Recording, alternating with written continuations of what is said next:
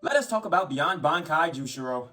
Beyond Bankai is a form made for the game Bleach Brave Souls, which was supervised by Kubo himself, quite like Beyond Resurrections.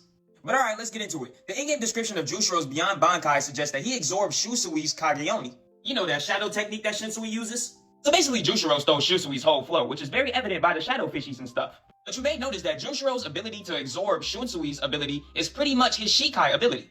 Jushiro in his basic Shikai had the ability to absorb attacks through one sword, send it through the cable, and come out on the other sword.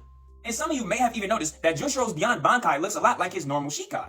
So for those of you who did, and for those of you who didn't, you're gonna get a cookie. Because you're gonna realize that this is a common theme between Beyond Bankais and Shikais. Beyond Bankai is essentially a form that takes aspects from your Shikai and expands it past the power of a Bankai. In Jushiro's case, this change is a slight shift. The rope that is usually present in his Shikai form is now expanded and is appearing over his back instead in his Beyond Bankai form. In his Beyond Bankai form, the rope is larger, thicker, and generally it just gives a more shrine-like feel.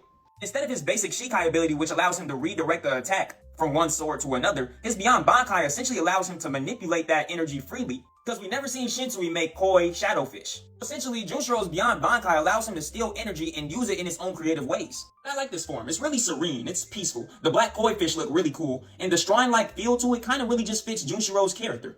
Another thing I like is the simplicity of it. Compared to the Beyond Resurrections, like all the other Beyond Bankais have a sort of simplistic feel that just really showcases their just general abilities rather than just flashy powers. I even appreciate the shadowy tips that envelop Jushiro's hair. The large paper-like fan that goes all around his shoulders and the back of his head was also an amazing choice, because it's reminiscent of the same fans that his Zanpakuto spirits use. This form really just expresses how good Jushiro looks with a black and white color scheme, quite like how he looks with Mimihagi in Thousand Year Blood War. In the game, Jushiro's ultimate attack is essentially him just summoning those two black kois from the Pond of Shadows and just using them to attack. And all of his basic attacks consist of him manipulating shadows as well. But that's pretty much all I got to say about Jushiro. Let me know what y'all think down below.